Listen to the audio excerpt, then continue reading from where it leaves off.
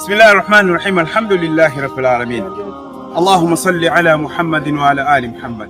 Ndugu zangu Waislamu, popote pale mtakapokuwa mnafuatilia Al-Faris Travel and Tours and Umrah na Hajj. Leo ni tarehe 3 mwezi wa kwanza 2026. Tupo katika mji wa Badri. Tumetoka pahala ambapo Rasulullah alipokuwa akiangalia vita inaendelea. Tumekwenda kuangalia pahala ambapo masahaba walipopigana wakazikwa pale, na tumekwenda kuyaona majina yao, idadi yao.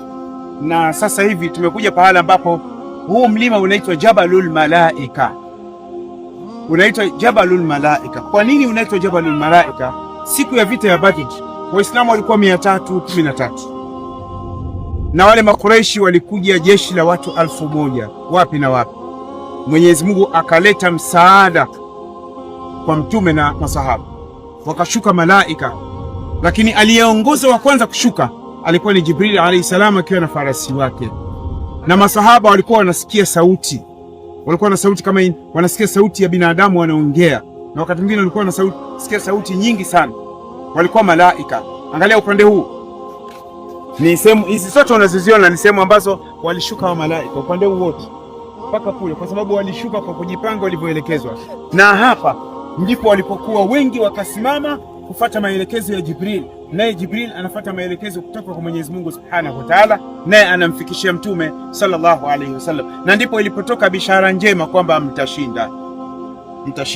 Sasa hapa panaitwa Jabalul Malaika.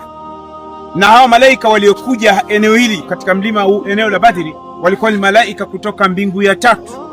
Kikosi cha mbingu ya 3 ndio waliopewa kazi ya kuja kuwanusuru Waislamu.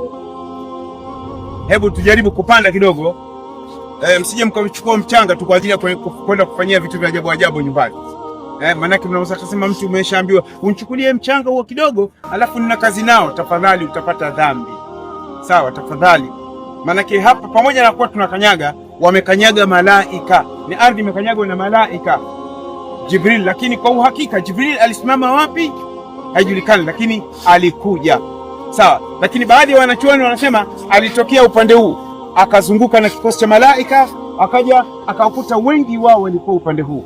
Sasa wale malaika waliosimama hapa, walisimama hapa juu kupata maelekezo nini wakifanye kwa ajili ya kunusuru Uislamu.